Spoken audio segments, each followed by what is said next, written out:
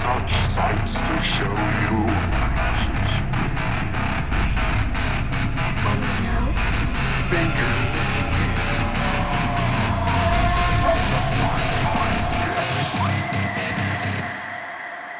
Good afternoon to everyone, because it's only afternoon all around the world at the moment. No matter where you watch or at what time, it's always afternoon. I am Axel Spencer. I am joined by the fabulous... Fabulous, I haven't been called that before. Adam Lewis. Well, don't get used to it, it's just one time. And this is the Daymares podcast, where I'm always very kind to Adam. In the podcast, yes. Off the podcast, no. I've been let out of the cupboard after last episode. Yeah, I mean, you did.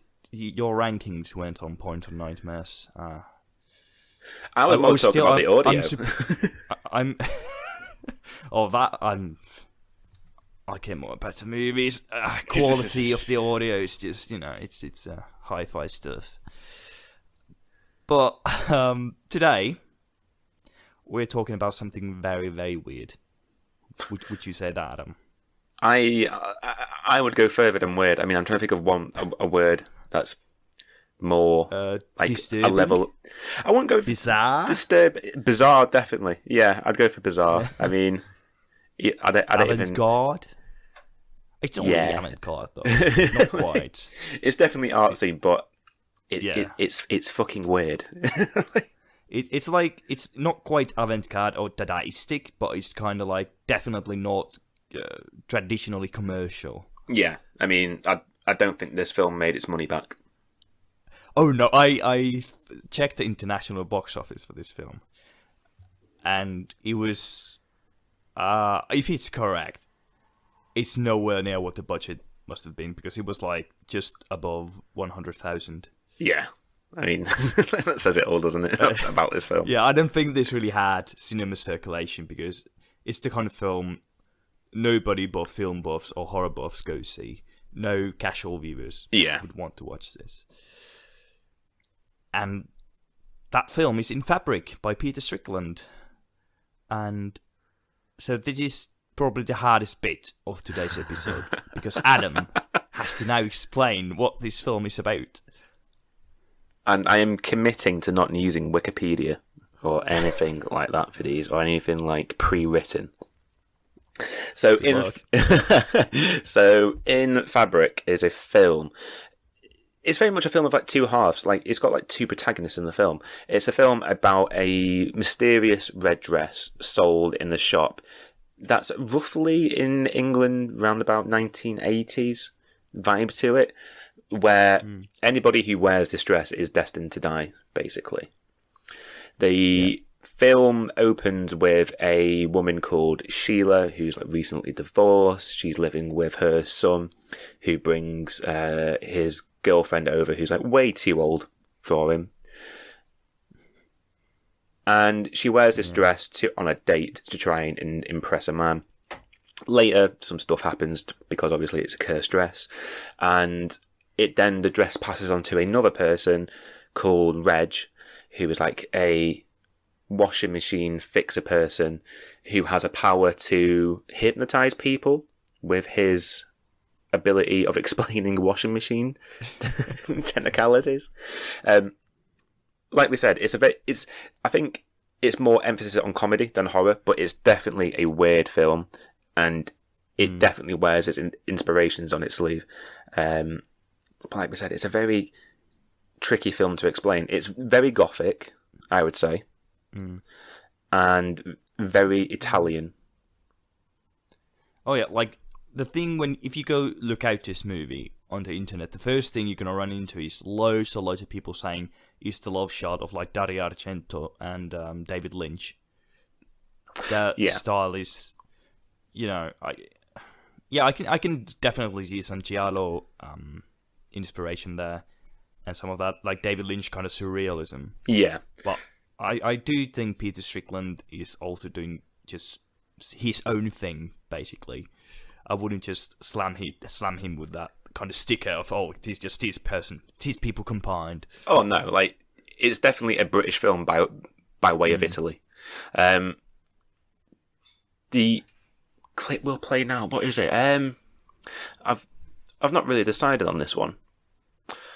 Because there's two ones you can use. There's either the one where you can go, it's him in the amphitheatre while his wife's in labour, or you can use it when the dress is being first bought.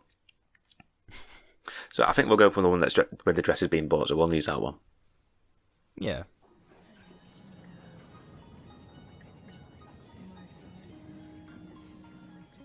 Touch it.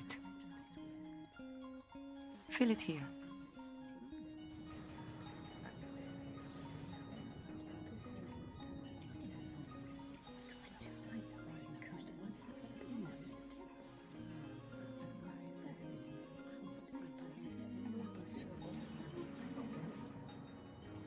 And may I interest you in other desired supposes in our exclusive boutique?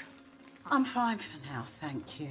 Then I would like you to announce your locus of residence, followed by the numbers to your telephone. Sheila Wall Chapel, 16 Ferndale Road, Thames Valley on Thames. 01632 960 786.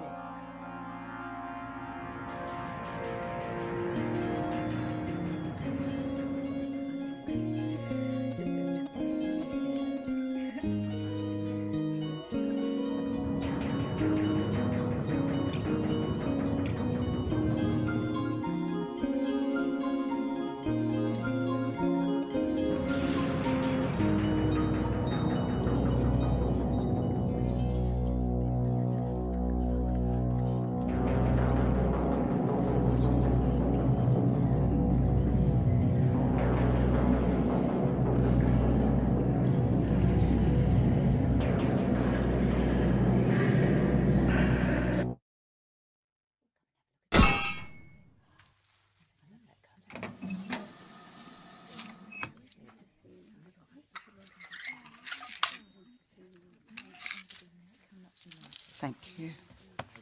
The pleasure is all mine, Sheila Woolchapel.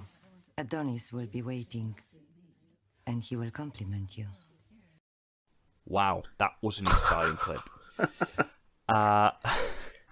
So there's like so much to kind of question and ask and think about in this film, and that's what, like, it doesn't over explain anything, which I love. Oh no. And it's very strong with the world building, very kind of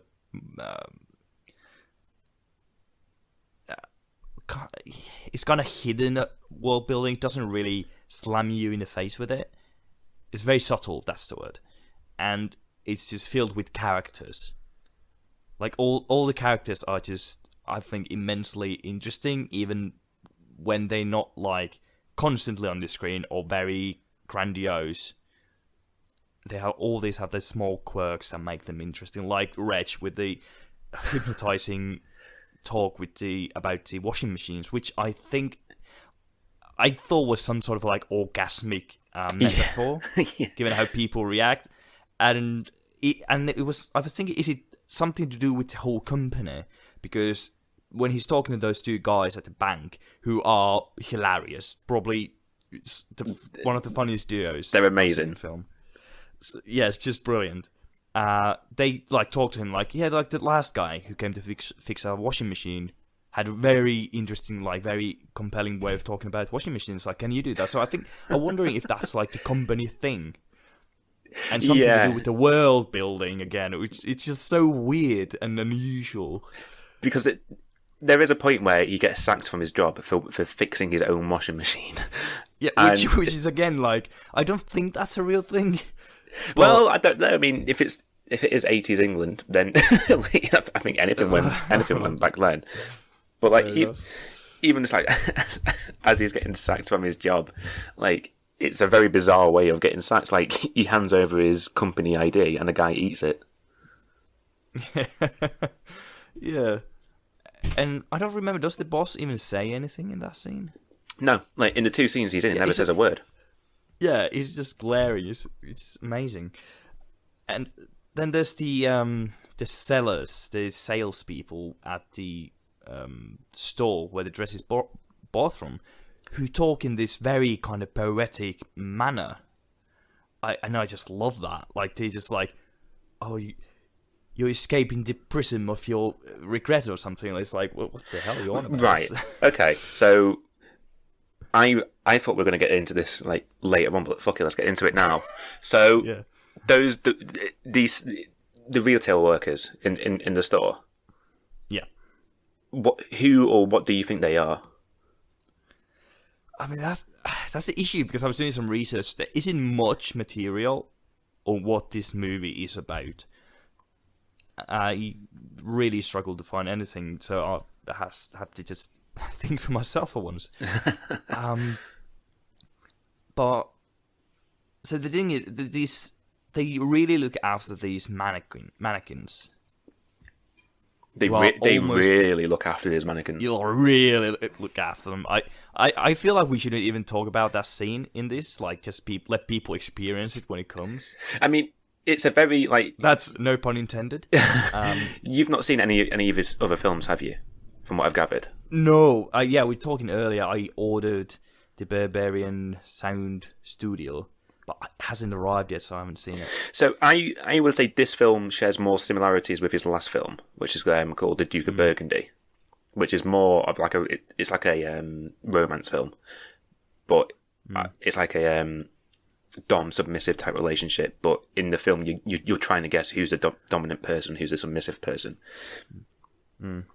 and there are elements of that film that you can definitely see that he's carried over. I mean, it's a very sensual, like I hate the word, but it's a very sensual film in some ways. Yeah, like, is that the Duke of Burgundy you're talking about? Yeah. Yeah, because I feel this is as well, in weird ways. Like, it's very weird, it's very bizarre, but it's also very sensual in the way it's kind of how the cinematography works, how the lighting works, how the characters work. It all feels very sensual. Oh yeah, it's not super weird. I mean, like, even when like trying to talk around that doll, like the mannequin scene. Yeah. Like, even when like to just kind of like spoil the scene a little bit, there is a guy who is masturbating in that scene.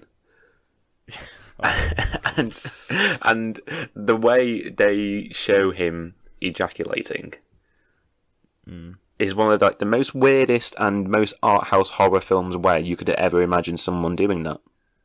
Yeah, and like between this and Lighthouse, art house horror really likes masturbating, doesn't it? Yeah. I mean, there's a lot of that in Duke of Burgundy as well. Oh god, looking forward to that. But yeah, it's like I feel the mannequins are kind of like humans. Like, they've been humans or they become humans, one or the other. Yeah, so I think those retail workers are mannequins. But at some point they were mannequins, and so something happened where the store owner, who's like the most vampiric looking person you've ever seen in a film, where he's done something to mannequins, and now you've got these like weird gothic Romanian women walking around the shop selling clothes, like women's clothes, in the most metaphorical and philosophical way. Yeah, I mean, in a sense, it would be like, if you look at that scene, a certain birth of humanity could be like possible option for what happens there. And like this vampiric man whose name is Mr. Lundy, apparently played by Richard Bremer brilliantly. Even like, he doesn't have a massive role, but it's just brilliant every time he's on screen. Absolutely brilliant. Oh, like when you stop Sheila on the stairs for asking why she's returning the dress, like just like he asks Sheila to give a review of is it Miss Lockwood, I think she's called. Yeah. Like the main like store retail person, and the way he says, "Can you leave a review?" is the most gothic way you could say. You could ask someone to give like a review. Like, it's so bizarre. It is, for sure. So yeah, I think he's like kind of like a mastermind, like the head vampire of that group is like giving life to these mannequins who become these store workers. That's what it seems like. Yeah, but there's like no clear evidence. Though it's a film that really plays with your in what's the word? It lets you pretty much fill in the gaps. Oh yeah, definitely. I mean, like it's like I said, it gives you the world and then just says, "Okay, deal with it." Yeah, pretty much, and that's what I love it, because I think that, like, for a film to be good, you have to start with good characters, and this film has it. There's something interesting about all of them, and you kind of like, it's a very captivating film, even if the story in itself isn't very kind of how would I put it? At a loss of words, really. The story isn't the most captivating in itself. Oh, no. Like, but the characters and just the gaps you need to fill kind of force you to just watch through all the weirdness. Yeah. To build that world yourself. I mean, I'm trying to find some like quotes of that Miss Lookwood, because honestly, I love it so much. Oh yeah. Maybe you just Didn't you? The clip was the from the buying of the dress, right? Yeah, it was, but it's not like a very. To be fair, like the moment I said I was going to use that one, I fought against it and might use the baby scene one instead. Yeah, I mean, for the people who are listening to this, you may have not known this, but we don't have the clip ready when we record these episodes. My reactions. We're very prepared like that. All my reactions have been fake this whole time. Adam just adds them after the fact. So, yeah. But, yeah, the way they talk is mesmerizing in itself. Right, so I've got some quotes pulled up. Cool. So I'm gonna give 3 that even reading them now is baffling. So, like, this is all like out of context. Yeah. So this is like the Miss Lookmore, who in the film is like the main retail person you see. So she's the one like going around, like store manager almost. Yeah, she's the one like going around like talking to people who are like buying clothes and wants to try stuff on, stuff like that. And she's got like a very Romanian type voice, and so there's like a couple of her dialogue lines is: dimensions and proportions transcend the prisms of our measurements. Yeah, it's like, what? Then did the transaction validate your paradigm of consumerism? Yeah, it's just like I've never really heard anyone use the word paradigm in like actual sentence. It's not an interesting word, to be quite honest. It's one of those words that's far fancier than what it means. And another one is: the hesitation in your voice, soon to be an echo in the recess of the spheres of retail. Like, I mean, imagine working at a store and just like customer just coming to return something. You say that to them and just like, oh, whatever, I'm taking this back. like, imagine writing that line. Yeah. Like, what's wrong with Peter Strickland? Like, Jesus. I would genuinely love to have a coffee with him and just go, so just talk to me for 5 minutes. I mean, I think that's the thing. Like, he's very poetic in his dialogue and editing, I would say. Yeah, the editor of the film was Matthias Fakete, whose name I probably butchered just then. But brilliant editing this film. Like, absolutely one of the best edited horror films I've seen. But it's like Peter Strickland also knows how to bring kind of levity to like the comedy to the scenes. Like, I love the discussion Reg has with his wife Babs, or fiance at that stage, on the bed. He's lying and he's talking like to have the rash come from the dress. It kind of attaches itself to people, and so there's like, are you sure that's okay? Like, have you got STD or something? It's like, and the Reg is kind of like, oh, you should know. And it's like, I haven't been sleeping around. Have you? And Reg is like, no.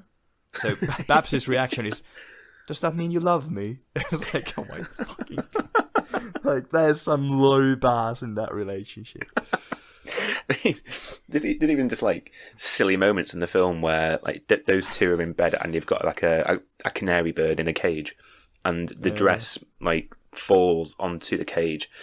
The next morning, the bird's dead, and it's like really random moments where the dialogue is so plain in the film. Yeah. And to an extent, I mean, ignoring the whole Romanian mannequin people, the dialogue for everyone else is so realistic. I think. I mean, to me, when I first watched it, however long ago that was, it came across as one of the more realistic films in terms of dialogue I've ever seen in my life.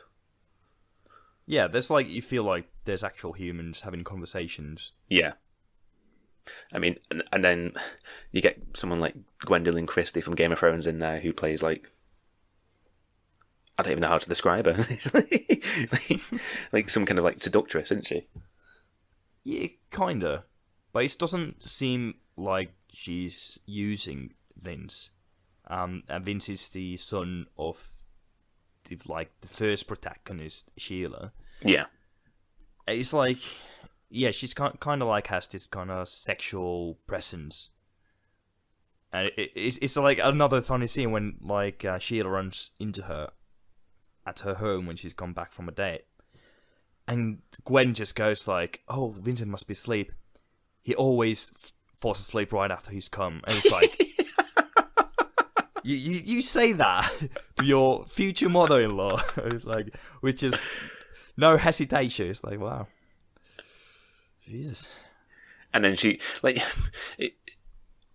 it's one of the things that kind of, like, weirds me out more than anything in that film. Like, it is, like, borderline paedophilia at that moment. Because, like, he's doing his A-levels, and A-levels in the UK is, you like, 16, 17? Oh, really? Oh, yeah. wow. Didn't even... So, it didn't is, like, it is borderline. Like, yeah. Like, he doesn't play around with it. Yeah.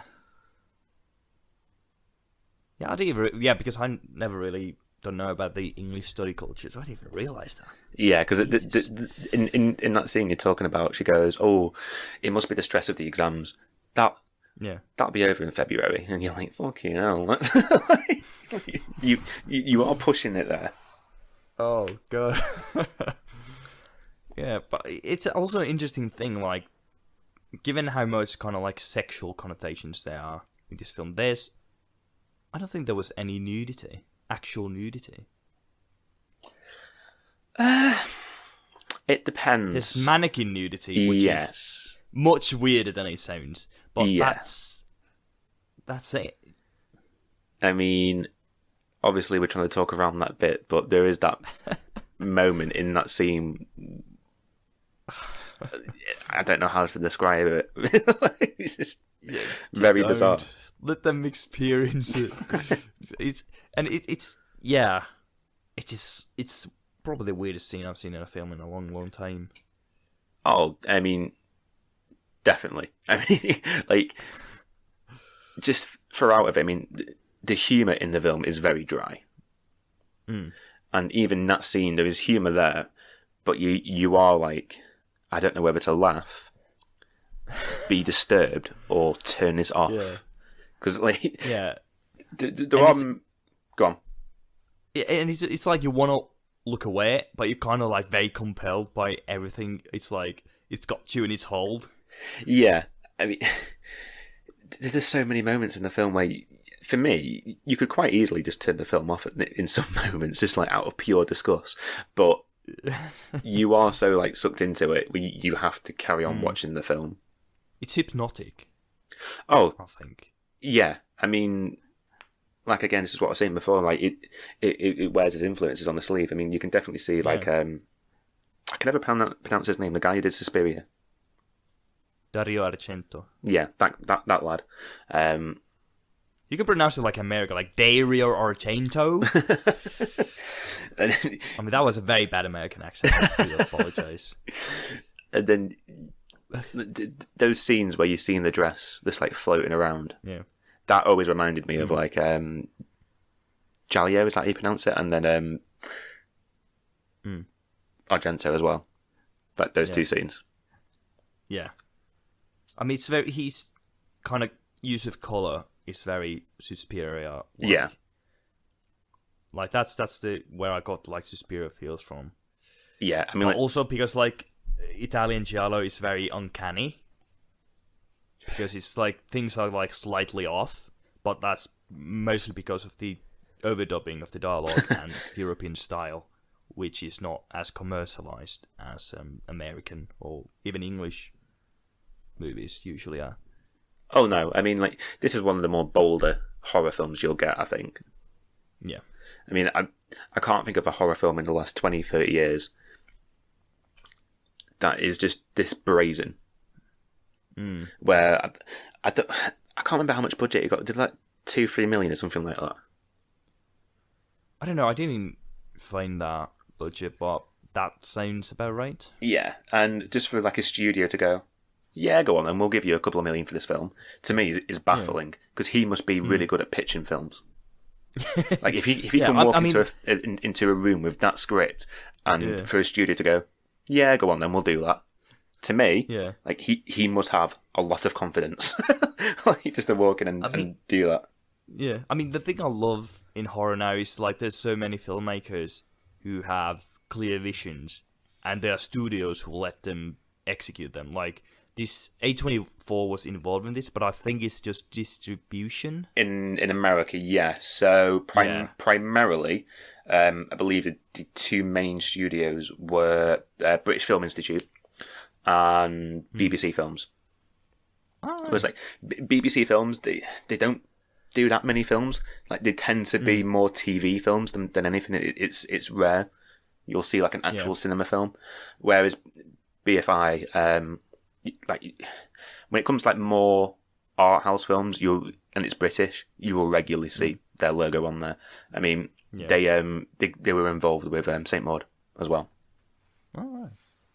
I mean, another really big English Studio Canal has done a lot of brilliant horror films. Yeah, including Saint Maud. Was it Studio Canal that, or Yeah, it was. I thought it was Film 4, was it? I mean, Studio Canal was involved in it for sure. I don't know in what respect, but Yeah. Oh, I can't remember. It's been a while since. To be fair, I've watched that film about 6-7 times. I should bloody know. yeah, I only watch films usually once a decade. It's like now because of the podcast, I'll be watching some of these films for another time. Possessor, I've watched 3 times, which is sorry. Must be a record for me. I don't normally do this, but I'm going to do it anyway. I was right. It was Film 4. All right. Why is it Studio Canal somehow involved? Suck on that. No, I'm joking. Let me check. I remember seeing the logo at the start of it. I think it was Saint Maud anyway. To be fair, Film 4 and Canal do have somewhat similar styles in their logos. Let me... Oh, no, excuse me. No, sorry. We're both right. So Studio Canal distributed it. All right.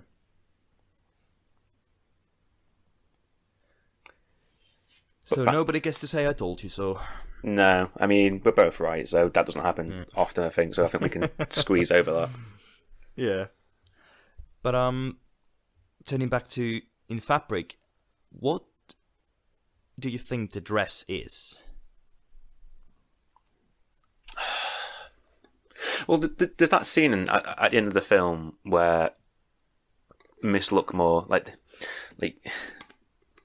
I'll come on to what I think the film means later on, but where the store is being burnt down, and she's in that little I don't know what they're called, like little it's like a lift, but like a parachute lift type thing, I think they're called. Yeah, it's like what old kitchens used to have in big buildings, I think. Yeah, like in old hotels where you can just like press a button and you put your tray on there and it shifts up. Yeah.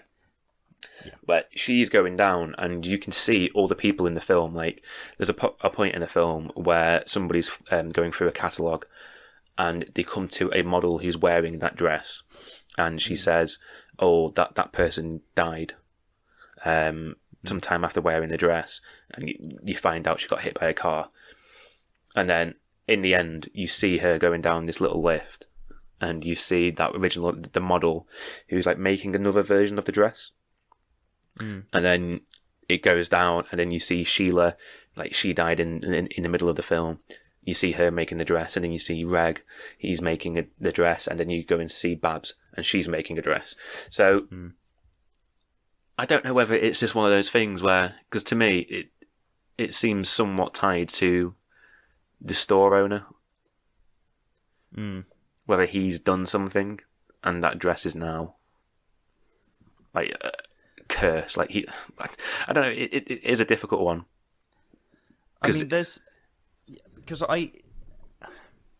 the thing is, like, all those people you see at the end, they had worn the dress. Yeah. And I saw somewhere written, like, it's a ghost story. And I started thinking, like, if it's kind of like, think of the spirit of the first person who died has taken over the dress. And then there's, like, everybody who wears it kind of gets cursed. And when they die, they kind of, like, share that spirit, and in the end they end up in this kind of purgatory where they just spend the remaining of their existence like making that dress.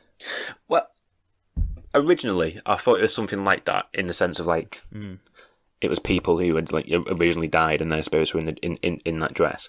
But there's a moment in the film where you see that like Miss Luckmore doing like this weird like flicking her body, like what's the best way to describe it? Where she's like throwing herself forwards and yanking herself back in like this very like violent way, and the editing in that moment implies that she's controlling the dress, because like it's in Sheila's wardrobe, isn't it? And it's going backwards and forwards in her wardrobe like very violently. So to me, I always thought it was something that was controllable by these women in that store. But that's the interesting thing, because she's kind of like flinging her hair. In that. It's like she's moshing. And we see earlier on that it's a hairpiece. It's a very good hairpiece if it's staying on that much. Yeah, exactly. And it's like just... I was thinking at some point, like, could it have woven from the same kind of string or fabric? Then the dress. There's kind of like connection. It's the same spirit. Yeah, I don't know. I mean, it's an odd one, isn't it? Because like, yeah, it sure is. Because the way I looked at it, that they're like that those women are mannequins turned human. So with the hair, I don't know. To me that wig is just to, like, stop it being obvious that they're a mannequin or something like that. Because this is like the one, like, when I rewatched it today, I thought, oh, come on now. When she took off that wig, you can quite clearly see the that cap they wear. And that kind of like took me out of it a little bit. But yeah, I don't know whether it's something to do with the wig or not. Yeah. And it's the thing, like, because after she's done with work, she goes in the lift, doesn't she? So, like, where does she go? I don't know. She just kind of like does a little pose, goes down in the lift. Yeah. And that's it. She's gone now. But this is the bit that baffles me as well. So she's going down in that lift. In the end of the film, you see her going down the lift. And she sees those people for the first time, and she has a look of shock on her face, like she's not seen that before. But if she's going down that lift, like to go to sleep or whatever, surely at some point she would have seen them. Yeah. So I don't know.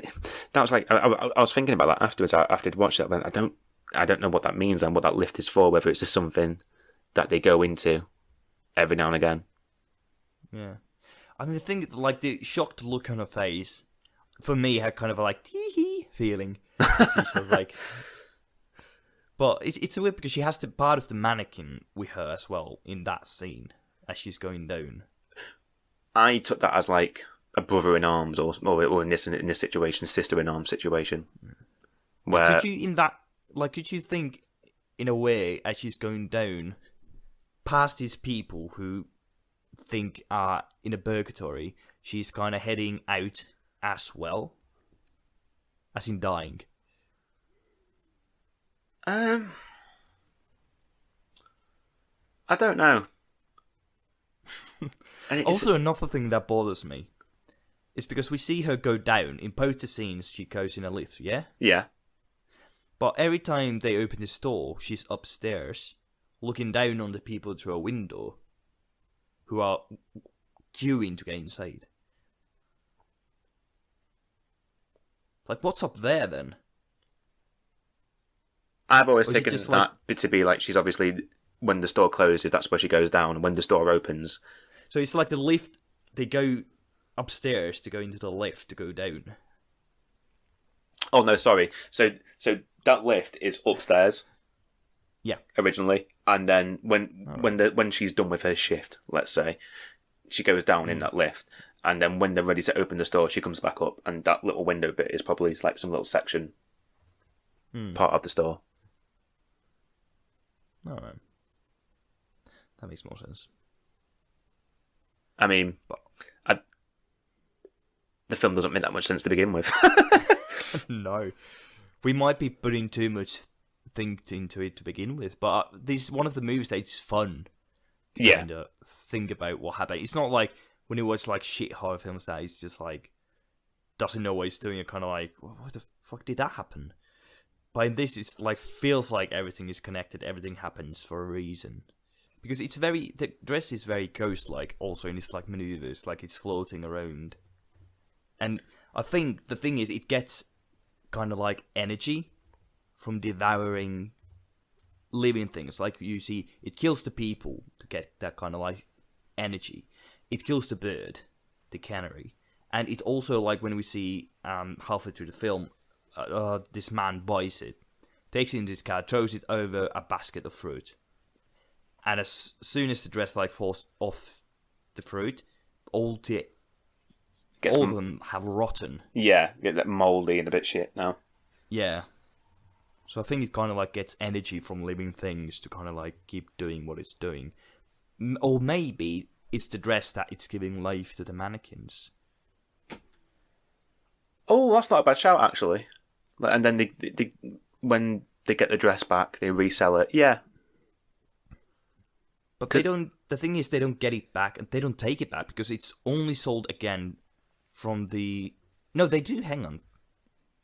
Because you've got Because the they just- people who died remaking the dress, haven't you? Yeah, because when Sheila dies, the dress she wore goes to a second-hand store, where Reg gets it from. So where the dress that Babs wears in the store at the end. No, hang on. Did she wear the dress in the end? Yeah. So there's a point where they're downstairs, aren't they? And then she comes in and goes, "Oh, that dress you wore fits me." And then she starts worrying about like what her dress size is because that same dress fits her, but it also fitted him as well. Yeah. So when Babs goes to the store, is she wearing the dress that Reggie wore, or is it a new one from the store?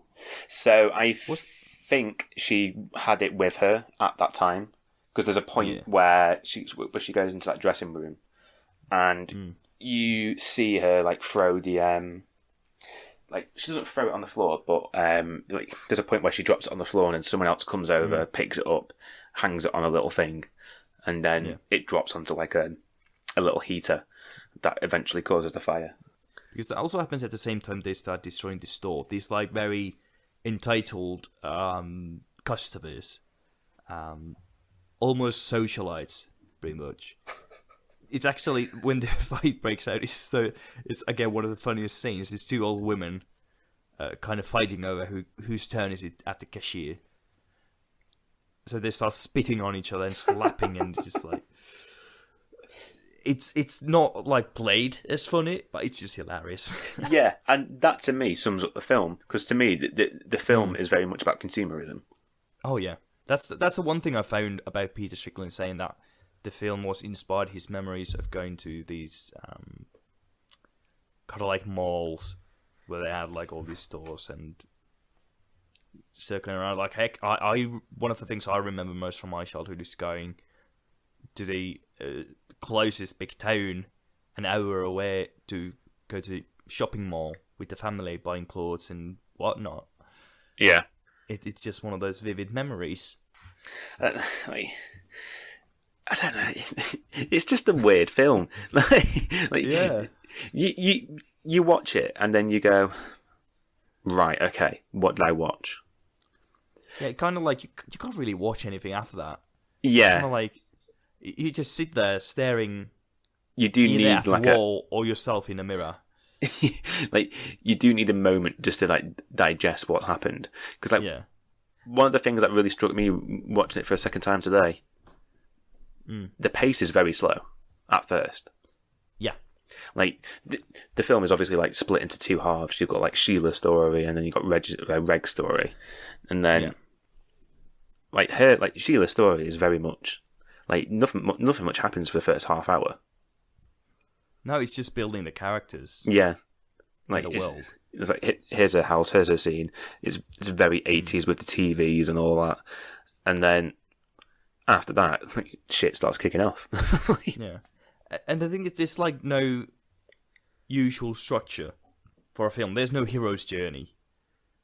Oh like, no, at all. It's just like discards all that kind of like film logic. It's like does its own thing. And it works tremendously. But I think like the thing I much more enjoyed Sheila's story when I first watched the film. I didn't really care for Reggie. The second viewing I kind of warmed up to more because I was kind of going into the movie with the idea that neither Sheila or Reg is the protagonist. Because I was like more like the dress is the protagonist. yeah, it's more the dress and like the like Miss Luckmore and the store owner, whatever his name is, I can't remember. And then Mr. Lundy. Yeah, it is because it's in some ways it's very mundane. Yeah. Like at first she's just like a divorcee, single parent, struggling with a job. Yeah. And there's not much to it other than that. And then the moment that dress gets thrown into the mix, it's all of a sudden massive. Like the film just takes off from there. Yeah. And it's really kind of like you realise that neither Sheila or Reggie really matter in the end game, given Sheila dies halfway through the film, and we never go back to her in any way. It's like she never existed. Well, there is a moment where people like flicking through newspapers, and you do see her son. Yeah, like they're on the front page, like he's like hugging someone, crying, and then like the headline to it is something like "Bank Teller dies in tragic car crash" or something like that. So it's not like completely forgotten about. Like there is a moment, but it is like a moment where blinking you'll miss it. Yeah, it's like there's. It's like anthology kind of film with two different stories. Oh, definitely. Are interwoven because of the dress, and there's some like overlapping stuff, but the characters were never really involved with each other. What it feels like for me is originally the story was either just going to be Reg or Sheila. Excuse me. Like it was just going to be one of those two, and he couldn't finish the script. Like have a long enough script for it, which isn't a bad thing, because obviously if he made a film that wasn't long enough and then just pulled out of his brain, he's done pretty well.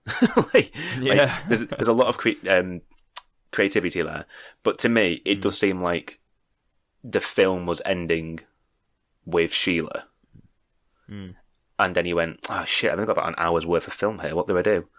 And then goes, and here's another character. So that's what it feels like to me at times.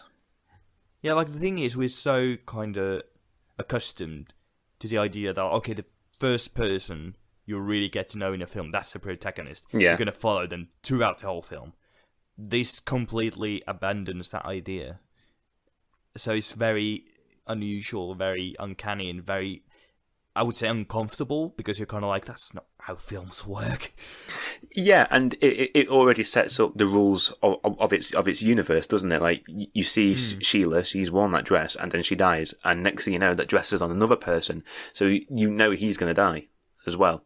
Yeah, So, like, again, like, you've got reoccurring characters. I mean, the two bank managers, like you said, who apparently are married.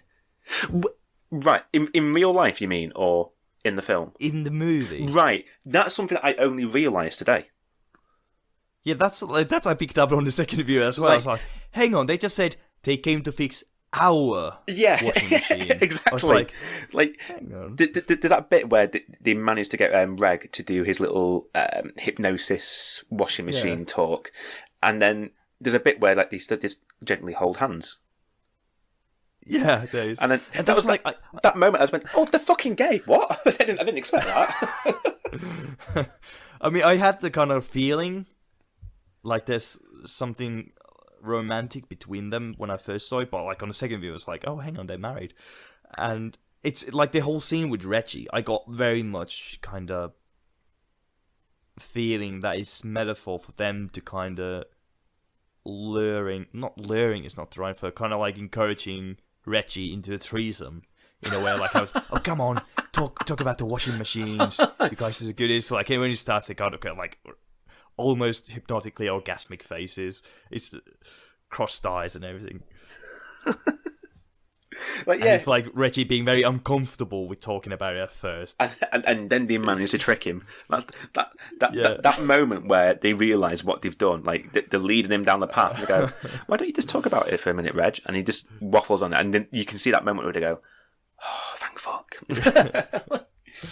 Oh, it's brilliant. And it's just the whole reasons they bring up like Sheila in a meeting. It's like they come to talk with them, and they're very friendly, very kind of like approachable. And then it's like one of the co-workers said, "Yeah, you didn't sign out before going to the loo after work." It's like, and this time like, oh well, it's maybe 2 minutes today, but over a year it's gonna be 400 minutes. It's like, oh, 2 minutes is kind of like generous. Like I do 2.5 sometimes. It's like, like what the hell are they on about? It's just, it's so weird, but it's so realistic in a way. Like those characters make it realistic. I mean, it's classic like dickhead employers, isn't it? Like they'll go, "Oh, you spent a long time on the toilet there. You all right? Is everything okay?" You go, "Yeah, everything's fine." And you go, "So why did you spend too long at the toilet then? What were you doing on the toilet?" And like, I'm not sure if you've ever had that in a job, but I've had it a few times where where a manager's pulled me aside and gone, "So I don't know, I just wanted to check. Are you okay?" They go, "Yeah, is everything? Yeah, I'm fine." And they go, "Oh, okay. Because we just noticed that you're going to the toilet a lot today. Is that everything okay? Yeah, just to make sure." And you go, "Yeah, I'm fine." And I go, "Okay. So why do you keep going to the toilet?" And then most people will go, "Oh, I was just on the toilet." But then you get people like me who go, "I was having a big shit." It's like, yeah, I thought I was done, but after coming out, I realised I wasn't. Yeah, there's round 2 came. Yeah. I mean, that's like, I think, very good kind of commentation on how corporations kind of keep watch on their workers on such stupid things. Like, they can't really go to the toilet. I mean, look at Amazon, they have to piss in the bottles. But it's even, I saw this, you've probably seen as well, there's this invention that was going around maybe a year ago, maybe less, of a toilet that when you spend over 5 minutes on it, it starts to tilt. What? So you fall off it. I was like, who the fuck I've not comes seen up that. with this shit? It's horrible. It was like invention. It's like, this is gonna help employers keep watch on their workers so they don't like keep too long bathroom breaks. I'm like, let people take a fucking shit. I was gonna say you would just shit on the floor, wouldn't you? I mean, if that was at my workplace, I would just shit on the floor. Like, Jesus.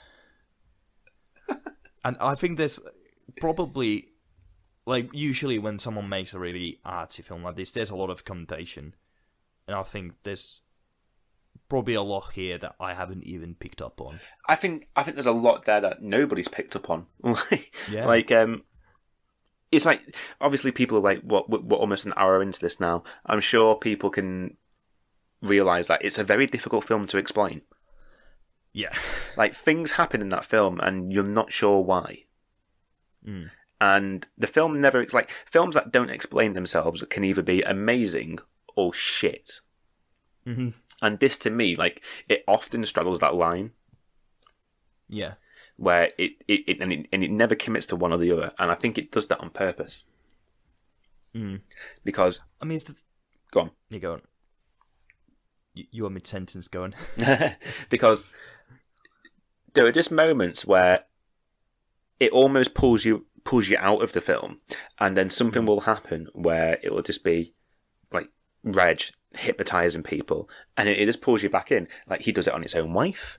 That bit's just a bit weird. Like, they come home to a broken washing machine, and he's just like talking to her about a washing machine, and she's just stood there looking like she's being pleasured, and then you'll come into another scene where Sheila's on a date with a guy who quite clearly doesn't want to be there. Mm.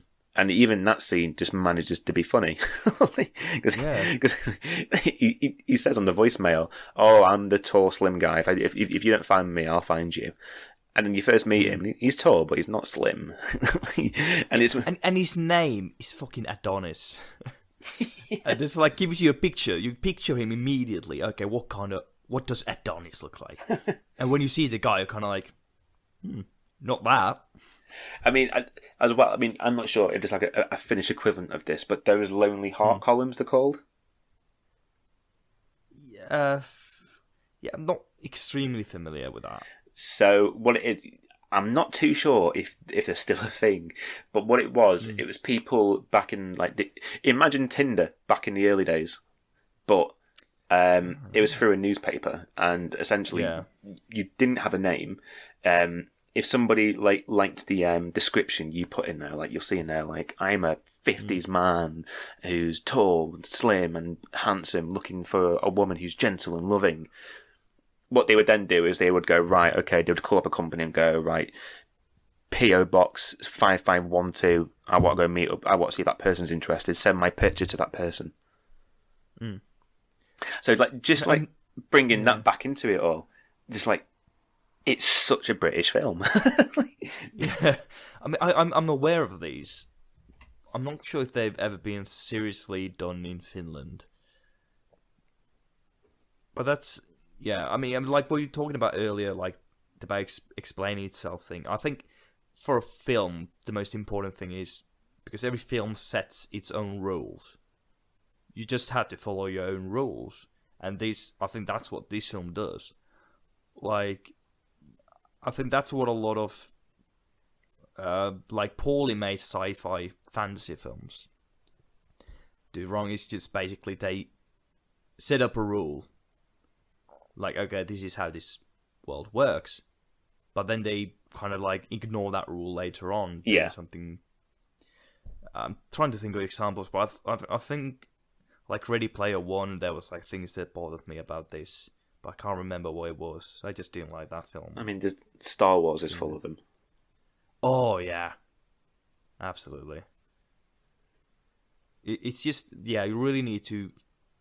You need to live in the world you create when you write a screenplay, or any story, really. Oh, yeah, definitely. I mean, and even the rules in this one are very simple. Mm. But there are rules that I think are hidden in there. Yeah. Where, like, just like, again, even going to that, back to the mannequin scene. Mm. Well, like, again, it doesn't quite explain what's going on, but you get the gist of it, and then you kind of link that to everybody else, and then you can kind of go, right, okay, I kind of understand that. And then, like, with the dress, it's fairly straightforward. It's a dress that has a mind of its own, or is full of spirits, or however you want to pull it. And whoever wears it is going to die. Yeah. Exactly. So, and the film follows through that quite throughout the entirety of the film. There's no point where someone goes, "Oh, but I'm invincible to this." Yeah. Whereas I think a lot of films would have done that. Yeah. There's like horror films often try to find a way for the main character to survive a curse or something, and it's just, most of the time I don't think it really works because you're breaking your own rules. But it's like another film that really brilliantly, I think, does the world building and following its own rules is the first episode of our Daymares podcast, Possessor. I thoroughly enjoyed the world it created. Oh yeah, followed. I mean, and again, no, go on. Yeah, it's like it didn't explain the rules. Like, didn't hold your hand and say, "Okay, in this world there are secret assassins who go take up your identity by going in your body," and so on and so on. It all comes through character dialogue and visualization. Yeah, I mean, I think the best example you could give of somebody setting up their own rules and explaining them to you is Christopher Nolan. Like, I would love to do a Christopher Nolan accent, but I actually don't remember what he sounds like. Just generic, posh English, Southern accent. Yeah, he's Londoner, isn't he? This is the thing. Like, I think a lot of Americans try and claim him because, like, he's born in the UK and then moved over to America and then came back to the UK or something like that, I think. Yeah. But like, just imagine like a pretentious English accent. That's like Southern and posh, and then you're pretty much coming up with Christopher Nolan on the spot. But like, if you've seen Tenet, that film is it is so bad for explaining things to you. Like, he in his best films, like for me, like I know Interstellar's not well liked throughout most people. I know most people like disregard it as one of his best films, but for me, it's one of my favourite Christopher Nolan films. But Dunkirk, for me, is his best.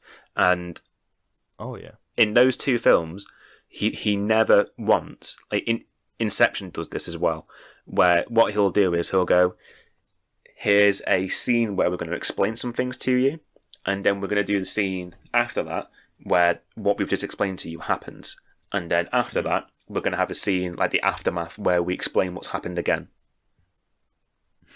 And Tenet is awful for that. Yeah, I haven't seen that one, but it's like world building. Fun. Yeah, world building is very, very difficult to begin with. There are very few people, I think, who really pull it off. Oh no, definitely. I mean, in terms of horror, I mean, it's really difficult to think of people who pull it off. Like, here's our world, and we're going to stick to its rules. I mean, you can talk about maybe David Cronenberg. Yeah. But then, like, for me, like his films are so far left field that the rules don't matter. Yeah, I mean, that's the thing, like, most interesting world building is kind of like not on the fantasy level like Lord of the Rings, but not realism like what we experience, but somewhere in between, where the things we would consider fantasy or sci-fi are perfectly normal, but not so outlandish that we are pulled out of it. Yeah. Which is, I think, very much the way David Cronenberg makes films. Maybe excluding, like, Videodrome, which is very sci-fi, very over the top with its that kind of world building, but it's still very fascinating. And The Fly. Yeah, but even that... I mean, yeah, like, teleportation is very out there. But that's, like, the one thing in that film that is fantasy. Because at the core of it is a very strong romantic story. Or, like, romance story. Not necessarily romantic, but romance. So it's just very difficult to really define what is what with world building. Yeah, and like Peter Strickland, there's an element that in all of his films, more so with In Fabric, because In Fabric is one of his more out there films. Like, I feel like with his films, he's trying to up the ante every single time, and it kind of shows. Like his first film, if I remember the title right properly, it's Catalina Varga, where it's a road trip revenge film. There's not too much to it in terms of like world building and setting up its own rules. I mean, it's just a film where someone hunts someone down. So there's not too many rules you can make in that film. But then to go on to Suburban Sound Studio, which I'm not going to spoil because I know you're going to watch it at some point. But again, it's another film that wears its inspirations on its sleeve. I mean, if you've seen the box art for it, and you're aware of like Japanese cinema, you can already make one connection from there. So there's that straight away. Like the Duke and Burgundy, that sets up the rules pretty well, just in terms of like how that relationship works with the two women in that film. And then you get something like In Fabric, where he really needs to be not reined in, but he needs somebody, or he needs to keep himself in check. Yeah. To make sure he's not straying out of the box. Absolutely. Really looking forward to seeing the Barbarian Sound Studio. Yeah, it's a very good film. But in regards to In Fabric, I think it's probably best if we kind of start to bring this to a close, because it's just, we could talk about it for hours, for sure. Yeah, I mean... But how much can we really talk about? Because such a film, there's no answers. I don't think even Peter Strickland has answers to the questions he's brought up. And it's also one of those films that I feel like, I don't know about you, but for myself particularly, I am wary of spoiling it slightly, because obviously I don't think it's a well-known film. Yeah, I mean, I've deliberately not talked about the baby scene. Yeah, because that was the clip I saw that made me go, I'm going to watch this film. I mean, that's funny because you always bring up the baby scene when we talk about this. Like for me, it's the mannequin scene that really did me in for this movie. I feel like if I was to explain that film to most people, that scene to most people, they would go, "Yeah, do you know what? You're a weirdo. I'm not going to watch this film, and I'm not going to speak to you again." I don't think we're friends anymore, Adam. Stay away from me. Whereas that baby scene, yeah, when it happens, you kind of go, "Right, this is funny." But it's also disgusting. Yeah. Like I said, like before, he just floats between the line where going, this is funny and it's a horror film, but oh god, this is disgusting and I'm going to turn it off. Like like I said, he knows his mark and he knows not to cross it in this film. But there are moments where he just goes, I'm just going to put my foot on it though. And then he goes, I'm taking it off now, don't worry about it. So... Yeah. Like I could fully understand someone coming up to me and going, "Yeah, do you know what? I didn't like this film." Oh, yeah. I mean, I think most people would say that. Have you seen the IMDb rating? No, but I do have IMDb open because I was looking for quotes before. Yeah. What is it like? 6.2. Oh, that's not too bad.